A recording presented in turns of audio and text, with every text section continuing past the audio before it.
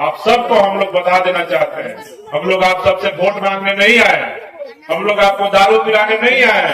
हम लोग आपको मुर्गा खिलाने नहीं आए, हम लोग आपको शराब पिलाने नहीं आए, हम लोग आपको गलत चीजों में प्रश्रय देने के लिए नहीं आए। आज हम सब लोग जितने भी लोग इकट्ठा हुए हैं भीम आर्मी के साथी, आप सबको आपके हक और अधिकार के बारे में बताने के लिए आए हैं कि आप अंधविश्वास को छोड़िए और मानवतावाद के रास्ते पे चलिए, बाबा साहब अम्बेडकर के बताए रास्ते पे चलिए, बहुजन महापुरुषों के बताए रास्ते पे चलिए। हमारे जितने भी महापुरुष थे उन्होंने जाति देख करके कभी किसी के साथ भेदभाव की बात नहीं की, लेकिन दुख की बात यह है कि हम लोग जिसको भगवान मानते हैं और जिस धर्म ग्रंथों को पढ़ते हैं, जिन किताबों को हम लोग अनुसरण करने का काम करते हैं और सुबह शाम उसके चक्कर में हनुमान चालीसा और पता नहीं कौन कौन सा चालीसा पढ़ते रहते हैं, वो सारे भगवान अगर उनकी भी कहानी पढ़िएगा तो कहीं ना कहीं इस देश के दलितों को, शूद्रों को, पिछड़ों को, अति पिछड़ों को कहीं ना कहीं उन लोगों ने शोषण करने का काम किया, उनको अधिकार से रोकने का काम किया है। इस देश में 33 करोड़ कहा जाता है कि देवी देवता थे। 33 करोड़ देवी देवता होने के बाद भी अगर इस देश में आपको पानी पीने का अधिकार नहीं था, अच्छे कपड़े पहनने का अधिकार नहीं था, अच्छे घर बनाने का अधिकार नहीं था, महंगी गाड़ियों में चलने का अधिकार नहीं था, शिक्षा प्राप्त करने का अधिकार नहीं था, स्कूल कॉलेज में जाने का अधिकार नहीं था, वैसे सब अधिकार जब 33 करोड़ देवी देवता मिलकर के नहीं दे पाए, तब बाबा साहब डॉक्टर अम्बेडकर, जिन्होंने अपने जीवन में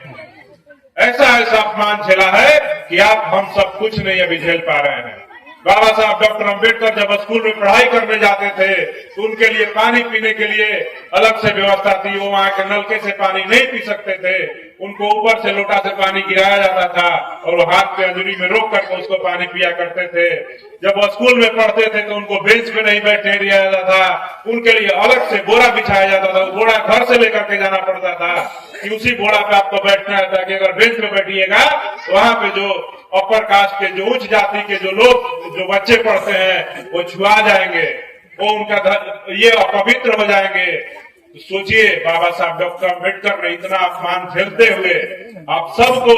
जितने इस देश में आप सबके 33 करोड़ देवी देवता के अधिकारों को रोक करके रखे थे,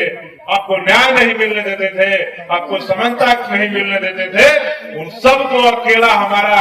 33 करोड़ देवी देवता एक तरफ और हमारा एक डॉक्टर बाबा साहब अम्बेडकर एक तरफ, उनने 33 करोड़ देवी देवताओं की नसबंदी कर दी और आप सबके लिए शिक्षा के दरवाजे खोल दिए, चिकित्सा के दरवाजे खोल दिए, नौकरी के दरवाजे खोल दिए, अच्छे कपड़े पहनने के दरवाजे खोल दिए, आपको पानी पीने का अधिकार दिला दिया, आपको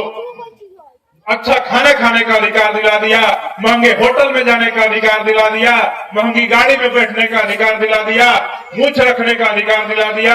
घोड़ी पे चढ़ने के लिए अधिकार दिला दिया और देश के किसी भी यूनिवर्सिटी, कॉलेज, किसी भी स्कूल में पढ़ने का अधिकार दिला दिया। तो मैं आप सबसे पूछना चाहता हूँ कि हमारे लिए महान कौन है? 33 करोड़ देवी देवता, राम, कृष्ण, शंकर, हनुमान है कि हमारे बाबा साहब डॉक्टर अम्बेडकर महान है? आपको सोचना होगा, बताइए कौन है महान हमारे लिए?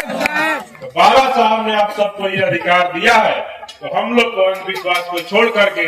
बाबा साहब को पढ़ना चाहिए, अपने बच्चों को कहना चाहिए कि बाबू तुम पढ़ो लिखो। आपको मैं बता देता हूँ कि इस देश के अंदर बाबा साहब डॉक्टर अम्बेडकर के नाम पे कितने स्कूल चल रहे हैं, ये आपको भी जानकारी नहीं होगा, लेकिन मैं आपको बता देता हूँ, आप पटना जिला के रहने वाले हैं, आपको लगता होगा कि पैसा नहीं हमारे पास पढ़ाने के लिए, तो मैं आपको बता देता हूँ कि बाबा साहब डॉक्टर अम्बेडकर के नाम पे सिर्फ पटना जिला में बच्चों को पढ़ाने के लिए 4 स्कूल आवासीय विद्यालय है, जहाँ पे आप फॉर्म भर के आप फ्री ऑफ कॉस्ट अपने बच्चों को 12वीं तक की शिक्षा उनको दिला सकते हैं, जहाँ पे उनके खाने की व्यवस्था होती है, उनके रहने की व्यवस्था होती है, उनके कॉपी, किताब, कलम की व्यवस्था होती है, यहाँ तक कि उनको छात्रवृत्ति भी मिलती है। इसके साथ साथ वहाँ पे कंप्यूटर की सुविधा मिलती है, लाइट की सुविधा मिलती है, 24 घंटे जनरेटर की सुविधा मिलती है। तो अगर आज बाबा साहब अम्बेडकर ने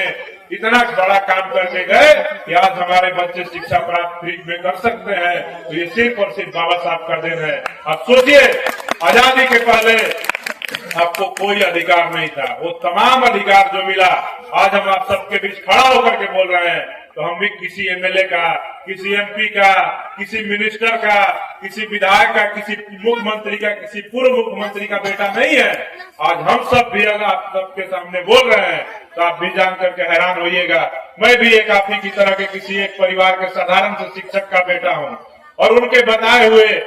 शिक्षा दीक्षा जो हमारे बचपन में उन्होंने दिया, उन्होंने जो किताबें मुझे पढ़ने को दी, उन किताबों को पढ़ करके मेरे पिताजी ने कभी नहीं कहा कि शंकर भगवान को पढ़ो, कभी दुर्गा जी की पूजा करो, कभी कृष्ण जी की पूजा करो, और कभी किसी देवी देवता मंदिर में जाने के लिए। मेरे पिताजी ने हमेशा से कहा कि तुम पढ़ाई करो और तुम अपने महापुरुषों को पढ़ो। जब मैं मैट्रिक पास किया था, मेरे पिताजी ने बाबा साहब अम्बेडकर की किताब मुझे दी, मैंने उनके जीवनी को पढ़ा तो मेरे आंखों में आंसू थे। आप सब अपना जीवन में क्या त्याग करते हैं? बाबा साहब अम्बेडकर ने आपके अधिकारों के लिए अपने 4-4 बच्चों की कुर्बानी दी है, और उन्होंने अपने बच्चों की 4 बच्चों का परवाह नहीं करते हुए, बाबा साहब डॉक्टर अम्बेडकर, उनकी पत्नी रमाबाई कहती थी कि आप बाबा साहब आप कहाँ जा रहे हैं? आपके बच्चे बीमार हैं, इनको बुखार है, आप इनका इलाज कराइए। बाबा साहब पता है क्या कहते हैं? बाबा साहब कहते हैं कि देखो रमा, अगर मैं आज इन 4 बच्चों के चक्कर में रुक गया, इनका इलाज कराने के चक्कर में रुक गया, तो इस देश के हमारे जो करोड़ों बच्चे हैं, उनका शिक्षा से वंचित कर दिया जाएगा, उनके अधिकार से वंचित कर दिया जाएगा। और बाबा साहब अपने बच्चों के जान के परवाह नहीं करते हुए, बाबा साहब डॉक्टर अम्बेडकर जब उस समय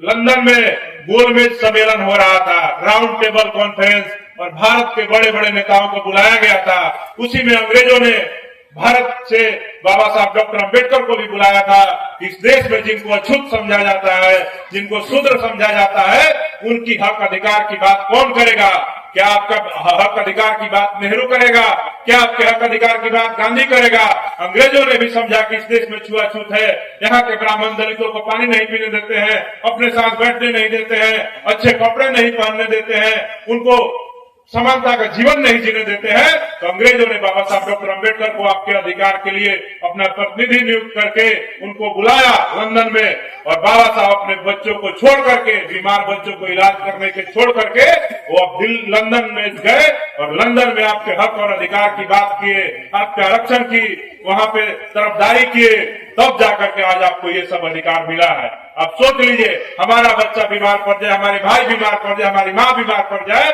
तो हम लोग सारा काम छोड़ देते हैं और सारा काम छोड़ करके उनका इलाज कराने में लग जाते हैं। लेकिन बाबा साहब डॉक्टर अम्बेडकर ऐसे महान व्यक्ति थे जिन्होंने अपने जीवन में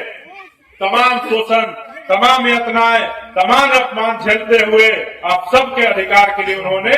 अकेले दम पर इस देश के 33 करोड़ देवी देवताओं के साथ साथ उस समय के जितने भी इस देश के जातिवादी नेता थे, जो आपको समानता का जीवन देना नहीं चाहते थे, चाहे वो महात्मा गांधी हो, चाहे वो जवाहरलाल नेहरू हो, और चाहे उस समय के जितने भी बड़े बड़े नेता कांग्रेस के हो या आरएसएस के नेता हो, उन तमाम नेताओं का जो नहीं चाहते थे कि इस देश से वर्ण व्यवस्था खत्म हो, ब्राह्मण क्षत्रिय वैश्य शूद्र ही बना रहे। आप सोचिए कि इस देश में भारत के संविधान से पहले 4 वर्णों की व्यवस्था थी, ब्राह्मण, क्षत्रिय, वैश्य और शूद्र। ब्राह्मण मतलब सिर्फ ब्राह्मण जाति,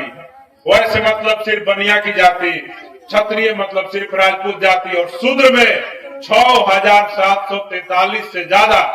जाति आती है। जो लोग आज अपने आप को नया नया फॉरवर्ड समझ रहे हैं, जो भी जाति के, जो ओबीसी के जो लोग हैं,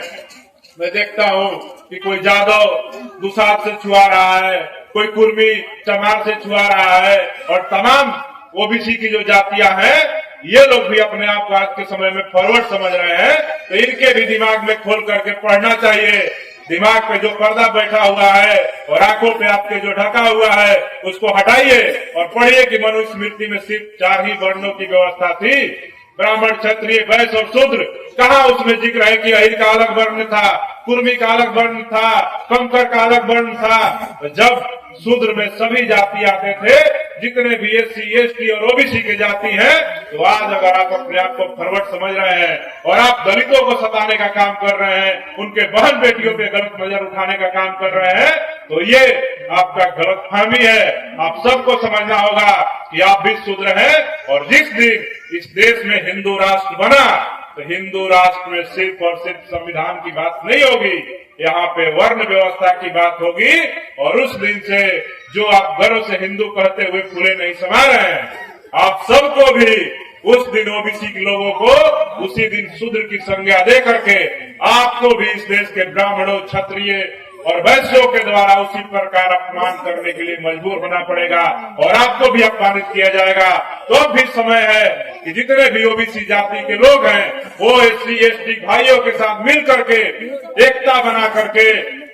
जातियों में विभिन्न नहीं बढ़ करके इनको अपना भाई, अपना बहन, अपना माँ, अपना चाचा, अपना दादा समझ करके इनके साथ समानता का व्यवहार अपनाए। नहीं तो इस देश में बाबा साहब डॉक्टर अंबेडकर ने जो काम किया है, जो हमको अधिकार दिया है, उसके रक्षा के लिए 131 सांसद इस देश में बाबा साहब अंबेडकर के दिए हुए 131 सांसद सदन में है। 131 सांसद अगर हमारे सम्मान पे, स्वाभिमान पे, हमारे संवैधानिक अधिकारों पे कहीं आ जाएगा, कोई बोले न बोले,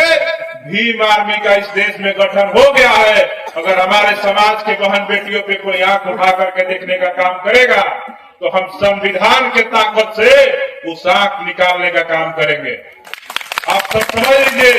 भीम आर्मी इस देश में एक ऐसी ताकत है। आप सब देखते होंगे सोशल मीडिया पे हमारे छोटे छोटे भाई नौजवान यूट्यूब फेसबुक सब चलाते हैं। इन सबको पता है कि कहीं भी बिहार के अंदर घटना होती है तो भीम आर्मी की टीम हमारे नेतृत्व में, हमारे जिलाध्यक्ष के नेतृत्व में और हमारे जितने भी पदाधिकारी हैं उनके नेतृत्व में जाकर के वहां से शासन और प्रशासन से अपने समाज के लिए न्याय छीनने का काम करती है।